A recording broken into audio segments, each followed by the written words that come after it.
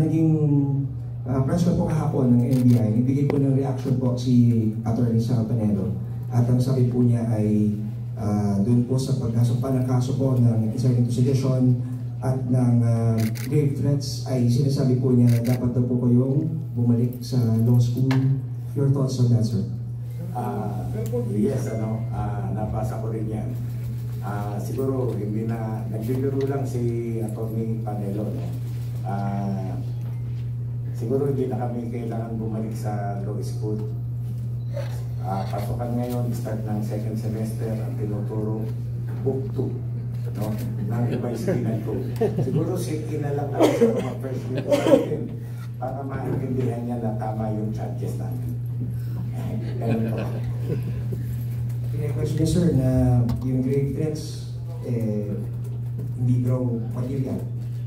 Yes, sabi niya yung wala daw na threat from the grave. Natural. Alam naman natin lahat na you cannot charge a dead person. Wala nang criminal liability ang dead person. Pero ang threat niya, sinabi niya, ngayon, nabubuhay siya. Narinig lang lahat ng Pilipino na nag-threat siya. Si Vice President, may inutusan siyang tao, pagka siya'y namatay o napatay, patayin si Pangulong BBM, si First Lady, at saka si Speaker. So ngayon niya sinabi yun, hindi yung anong makapagsalita ang patay na. Ngayon niya sinabi, so ngayon siya criminally liable, ang paniwala namin. Ngayon, bakit inciting to sedition? Dahil kung napanood yung buong text nung Zoom meeting na yun, marami siyang pinagsasabi, mura dito, mura doon. Nag-incite sa kanyang mga followers na to commit disturbance, to commit seditious acts. No? As a matter of fact, the following day, there were already grouping sa may EDSA shrine na buti na lang, hindi naman lumaki. So that is our basis bakit merong inciting to sedition. Sabi na naman siya, wala naman tumultos sa disturbance. Bakit gano'n na ikinaso namin?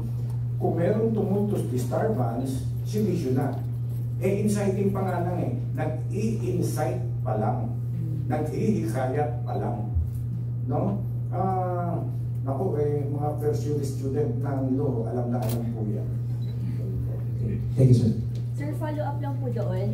Sabi rin po ni Sir Panelo po ay instead daw po na iharas daw po si Vice President Sara Duterte, mag-focus na lang daw po sa paghuli ng mga kriminal. Reaction niyo po doon, sir? Ay, hindi po namin hinaharas si Vice President.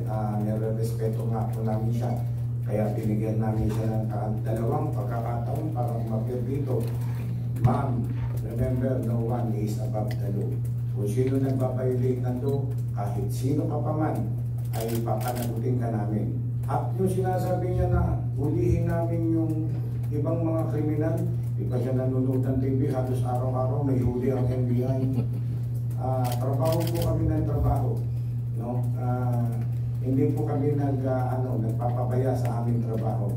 At ito pong kaso na ipinataw, isinampa namin labang kay Vice President, that was filed not because she is a Vice President. That was filed because she committed a crime. Threatening the President, inciting to sedition, kahit sino pa siya. No? Ang NBI po ay mananatili neutral, impartial, apolitical, wala po kung makakapag-dictate sa amin.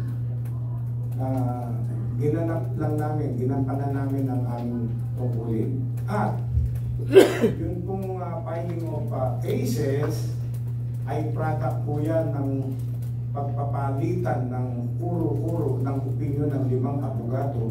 Idagdag nyo na po ako. No, pinag-aralan po namin mabuti at nag-base lamang kami sa basic elements ng bawat krimen na ipinay namin at jurisprudence. Yung jurisprudence po ay sa kaalaman ng mga layman, yun po ang mga desisyon ng Supreme Court sa kaparehong kaso na pinagbabatayan namin. So being a judge, we were trained. If you base your decision on the basic law, the elements of the law, backed up by jurisprudence, you will never go wrong. Kaya yun po ang basis namin. Sana po, binasa ni Atty. Sal Panelo yung aming report, makikita niya, binatbat namin ng sakatutak na jurisprudence bakit kami nag-come out with that decision. Ganun po yun. Sir, in case, like, forward thinking lang, sir, in case the court, iakyat siya ng DOJ and the court decides to issue a warrant and orders that she be committed to NBI, where do we see her being detained here? Matagal pa ang process yan. Matagal pa yan. Magkukontak pa ng preliminary investigation. Pinagsabit na kami. Magkukontak ng preliminary investigation ang Prosecution Office, CTG, no? Prosecutor General. Kung makakita siya ng prima facie evidence na pwedeng isampa ang kaso that will sustain the conviction, isasampa niya yung sa kaso. Pwedeng isa lang ang isampa niya, pwedeng dalawa, o pwedeng niyang i-dismiss both cases. Ganun po yun. Ang bola po ay nasa DOJ na. Sila magtitimbang-timbang ng mga ebidensya, testimonies na aming pinresenta.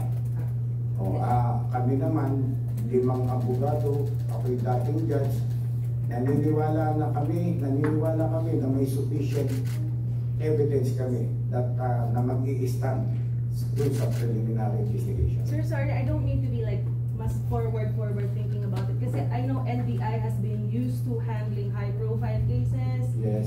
And before, yung mga high-profile detainees, dinadala sila dun sa Manila. But now that we've transferred office, saan possible dadali ng mga high-profile detainees natin? Pagka finally nag-decide ang court, may nakumbig, for example, nakumbig, dadalhin sa women's correctional sa Muntinlupa. But during trial?